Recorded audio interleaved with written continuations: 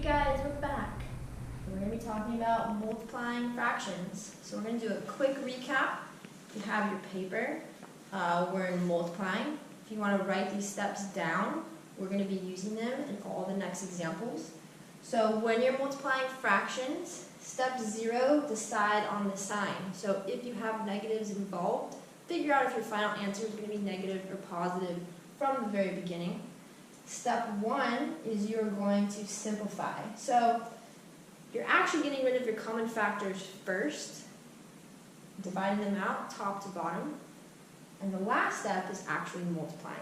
So the last step, multiply tops, multiply bottoms, and because you already got out the common factors first, your final answer will be in simplest form. So go ahead, write this down, and I will be referring to these steps as we go along our examples.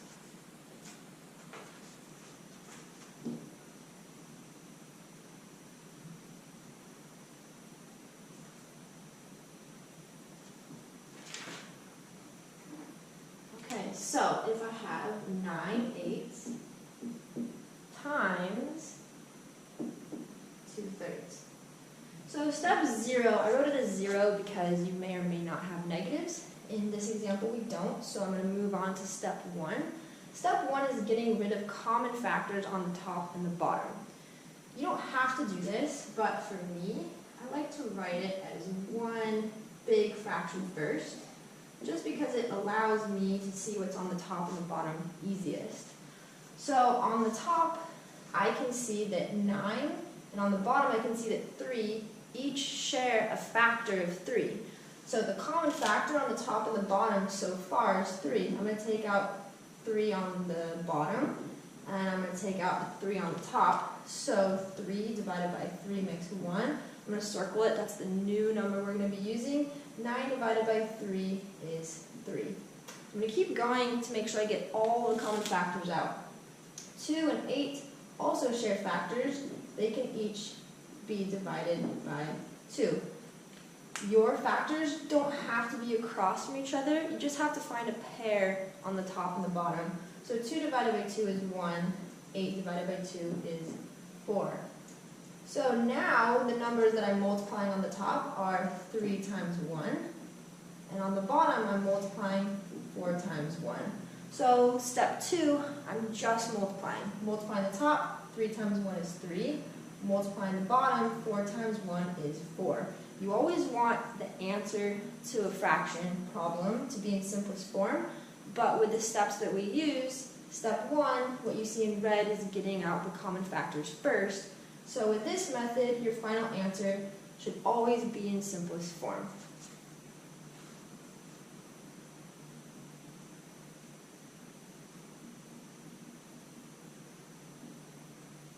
Okay, so let's do a problem with 3 fractions. So 5/9 times 2/7 times 7/5. So again, step 0, I'm going to figure out the sign first. There's no negatives involved, so I'm going to go to step 1. Step 1, I want to get out all common factors, and to do so, you don't have to do this, but an optional thing would be to write it as one big happy family is what I call it.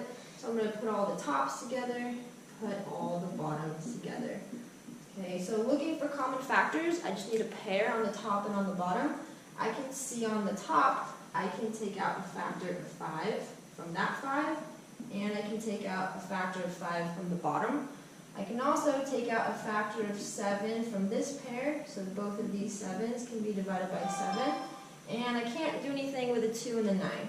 So 5 divided by 5 makes 1, 7 divided by 7 makes 1, 7 divided by 7 makes 1, and 5 divided by 5 makes 1.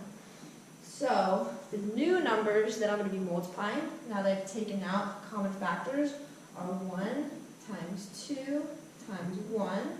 And on the bottom I have 9 times 1 times 1. So step 2 is now I'm actually multiplying. 1 times 2 times 1 is 2. And on the bottom, 9 times 1 times 1 is 9. So our final answer is 2/9.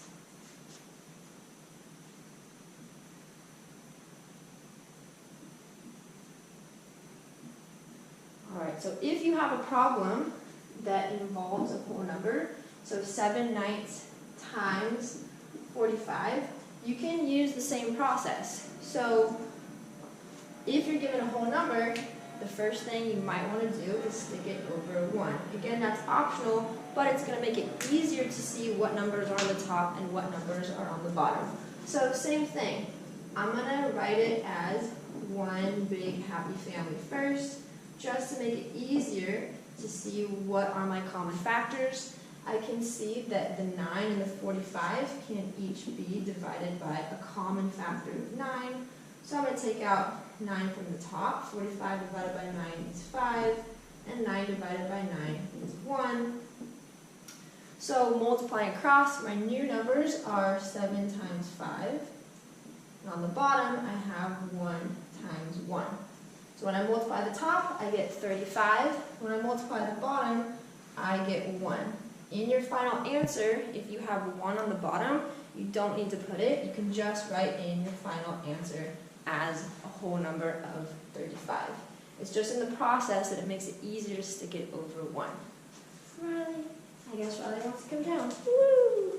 There you go. Okay, so we are going to do 2 last problems, and this time we're going to stick some negatives on there.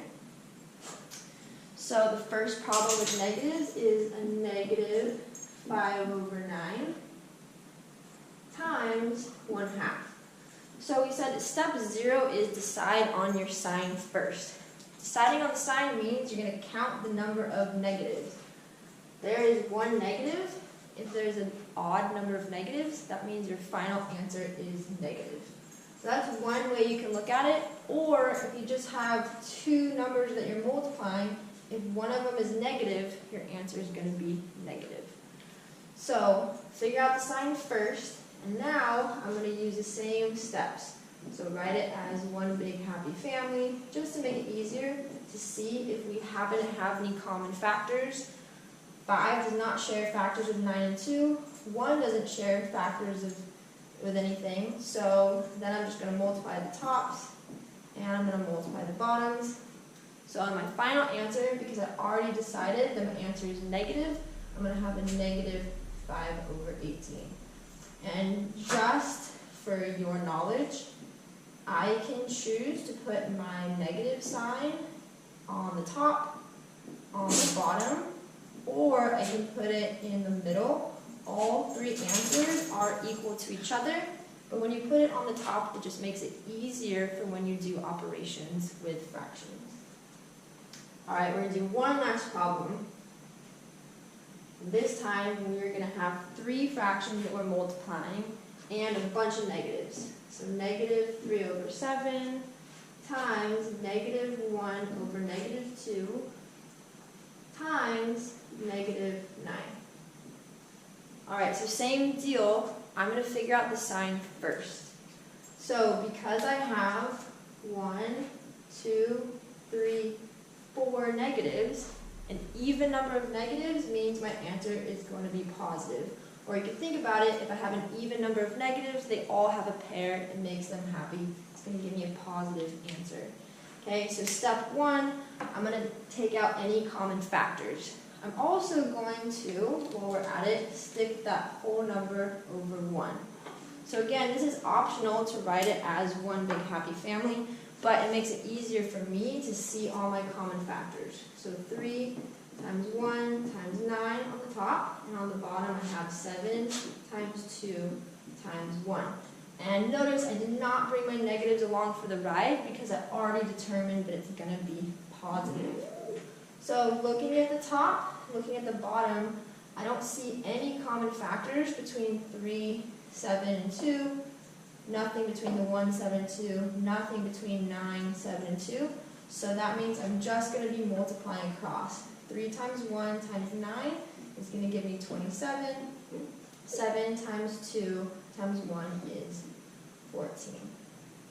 And that is our final answer. And you don't have to change anything or make it a mixed number unless it asks you to. And again, because there were no factors we could take out, then we're all done. So I will see you in the next video, and we're going to be talking about dividing fractions.